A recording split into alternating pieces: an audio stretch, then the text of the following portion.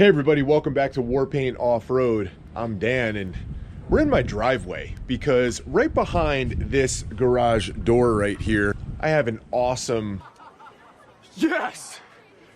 That's awesome!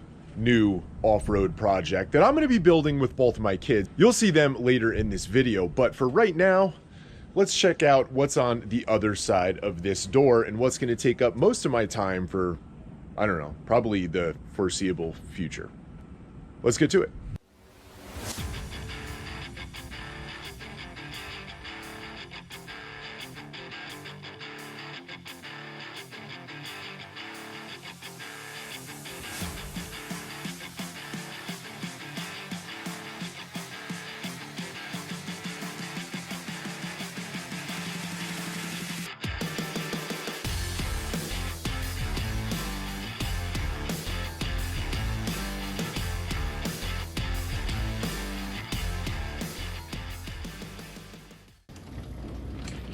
That's right, a CJ. So guys, here's the situation. I have been searching for quite some time for a new Jeep, and I've talked an awful lot about building an old YJ that I had back in the Northeast. The problem with that old YJ, it was rusty when I left a bunch of years ago and came to Texas, and now it's rusty to the point where it's kind of beyond repair. So I searched far and wide, and actually about 40 miles from me, I was able to find this gem.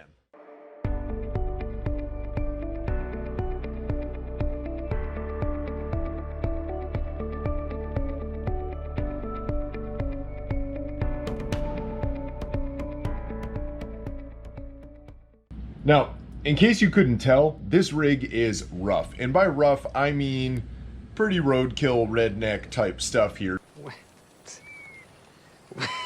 I'm going to walk you guys around it. I'm going to give you a little bit of history about the CJ, a little bit more history about this specific vehicle, and then talk to you guys about what the build plan is going to be. There also are some cool things about this rig, some real homegrown ingenuity type stuff that got this rig out on the trail with its prior owner, which was really, really cool, but it's just not what we're gonna do here. But what we are gonna do is build this rig with my kids. I'm gonna get them welding on it. We got Hudson over here, who's 9 years old. We got Ava over there, who's 11 years old. We're gonna get wrenching on it. We're gonna get this old turd wagon running here, and we're gonna build this into an awesome budget rock crawler. So one of the first things about this rig that made it really, really cool was the motor and trans combination that's inside of it, as well as the transfer case. We're gonna lift it up. I'm gonna hold it open with a jack handle. Let's give you guys a closer look. That's right, inside this rig is gonna be a small block Chevy 350. Now this motor was made in 1969 on October 12th at the Flint, Michigan plant. I was able to find that by researching the casting numbers, and it looks like it came out of a 1970 model Corvette making 300 horsepower and 380 pound-feet of torque. So provided I can get this motor running, it should make some pretty decent power just fine for a crawler once we gear it down. Now, it does have a turbo 350 transmission, which is the quintessential classic 3-speed automatic. They're very, very basic. None of this is obviously computer controlled, which makes it super easy to work on and even rebuild. Now, the prior owner swapped in that 350 transmission, and I'm not 100% sure, he wasn't even 100% sure that it was even a good trans. He bought it used, the prior owner said it was good, but they always say that, right? So we're gonna figure it out. I'm gonna get this thing running. That's gonna be step number one. And we're gonna try to see if that trans will actually go forward when I put it in forward and reverse when I put it in reverse. If it doesn't, I'll also have to rebuild the transmission, which I'll do right here in this garage with a rebuild kit showing you guys how to do that. But of course, like any off-road rig, we have to talk about the axles that are under it. That's what everyone wants to know, and I'm not going to be reusing these. What? This axle is actually going to be a full-width Dana 44. I'm not sure what vehicle it came out of. They put them in a bunch of different vehicles, but it got the job done. It's apparently been re-geared to a 513. Obviously, the crossover Y-link steering linkage has been changed out for a high steer arm that was kind of made by some guy that maybe didn't really know how to weld all that well. And it's got a real cool hydraulic assist ram on it. So this is just a Tractor Supply ram that has hydraulic lines running to a box, and the box was rebuilt and tapped by West Texas Offroad, which is the creator of the Redneck Ram. So pretty cool. This ram down here is obviously not a redneck ram. It's still pretty redneck though. Kind of cool. Obviously, again, more of that pretty welding there on those front leaf perches. I am not going to be doing a leaf spring suspension on this rig though. It's going to have links. We're going to stretch the heck out of it. I'll get to more on that later, but I just want to show you some of the ingenuity that was done on this rig that actually got this thing out on the trail, which is pretty cool and terrifying at the same time. The crossmember for the transmission had to be lowered from the original frame. So they just used a piece of angle, attached it to the frame, and then basically re-bolted it down here. Now, the transfer case under there, it's a little bit rusty. I know you probably can't see it all that well, but that is actually an NP205. Super, super strong for full-size rigs with V8s.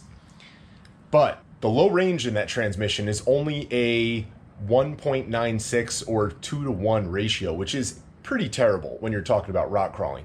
But they do make a doubler kit for it, so I can actually get it a little bit steeper than a 4-to-1 ratio, which is what I plan on doing if that transfer case is good. But again, more questions. We'll have to figure it out. The frame on this rig, because it was a Kansas Jeep that then became a Texas Jeep many years ago, is not really all that rusty. It's just kind of surface rust type stuff where the original paint is kind of flaked off, except in areas like this where they used bare steel angle, kind of booger welded it in there to re-support the frame because the frame was completely cracked in this spot right here by this rear body mount. The frames on these old CJs are not strong, to put it lightly. They're just not made out of the greatest material, and the material is undersized. It wasn't for the time, and these things did factory come with a couple of different V8 options, which is kind of cool, but the 304 V8 that would have came in this originally in 1978 only made 130 horsepower. So they really didn't make any power back then. No one back in 1978 ever thought that you were going to be putting 40s and 1-ton axles, which is going to be what's going on this, on a frame like this. So it just was not built or meant to handle anything too crazy. In fact, with the V8 engine and a turbo 400 transmission originally in 1978, this entire Jeep would have only weighed 2,600 pounds. So again, this frame, it's got to go. I'm going to show you guys how to build a new one yourself in the garage right here on a budget, but also have it be super strong. As we move even farther back from that cracked frame debacle, you're going to notice that the rear spring perch frame mounts are made out of diamond plate. So it's pretty obvious that whoever made this rig and built this rig originally just used things that they had lying around, including military surplus Hummer H1 double bead locks. Possibly one of the coolest things on this rig. I won't be using them. I will have them up for sale pretty shortly, probably for the grand old price of free, because these, while they're double bead locks, you heard that correctly, guys. The Hummer H1, the original military Hummer, actually has this big plate bolts on to the outside of the wheel like a standard bead lock, but then it also has one on the inside of the wheel. So it actually bead locks on both sides of the tire. Pretty cool, pretty strong. The problem with this wheel is that it's only a 16.5-inch diameter and your tire choices are extremely limited. Clearly, the back of this rig was lengthened, all right? And the way they did that was basically by taking some large diameter steel tube. This is actually good steel tube here. And the welding isn't terrible, so I don't know that this was all done by the same person. But they basically slid that tubing over the existing frame to make it longer, because keeping it leaf sprung, they had to move this rear perch back in order to stretch it. The original axle would have been somewhere under here. You can tell by that hoop in the frame, by that bump in the frame, that that's where it would have lived, and clearly we're behind that. Originally, this CJ, because it's only a CJ5, had a really short wheelbase of 83.5 inches. It's considerably longer than that now, and I'm gonna stretch it even farther after I make a new frame, get rid of all that cracked angle iron garbage and booger welds. You can tell by this shock angle back here that that shock is doing absolutely nothing, which is a good thing because these booger welds probably would not have held on down there. Inside of the rear of the vehicle, probably the most high dollar item in this rig is gonna be this fuel cell, which I'm not going to be able to use. Now that fuel cell is aluminum, and I'm going to have an aluminum fuel cell in it, but the shape of that fuel cell for rock crawling and off-roading, especially at extreme angles, is all wrong. This fuel cell is not that tall, and it's very wide in both directions. I'm going to have one that's probably the same measurement in this way, but I want one that's taller and then a lot narrower. That way, even when there is only just a couple of gallons of fuel in the tank and I'm on an extreme angle, it doesn't slosh to the opposite corner of the tank and have the pickup in the tank run dry, stalling out the engine. I'm gonna have to do electronic fuel injection amongst some other things, but I'm hoping to keep that engine, that transfer case in it with some modification, put a different fuel cell in it, and basically have a nice running Jeep. Obviously the body's gonna need a little bit of work, but I'm not a body guy. So again, I'm gonna show you guys how to peel off this fancy bed liner yourself in your garage with home cleaning products, essentially, and expose the nightmare that's gonna be underneath it. I'm gonna show you guys how to paint it. I'm gonna build the axles for it. I'm gonna stretch this thing from the original 83.5 inches to about 120 or so that the tires in the rear stick way out behind the new frame I'm gonna build. Same thing with the tires in the front. So we will have no departure angle or approach angle. It won't matter. It's gonna be completely budget. I will let you guys know at the final step what the total cost of this rig, including the purchase price of the rig and some one-ton axles, cost. But it's gonna be completely budget, it's gonna be real inexpensive, and it's gonna be a lot of fun because I'm doing it myself in my own garage. Should be pretty cool, should be awesome. Make sure you subscribe to the channel. Thank you for the support. Stick around, check this out, because this 1978 CJ5 is gonna be coming to a trail near you pretty soon. And well, maybe not that soon, but it's gonna be coming to a trail near you and it's gonna be a blast.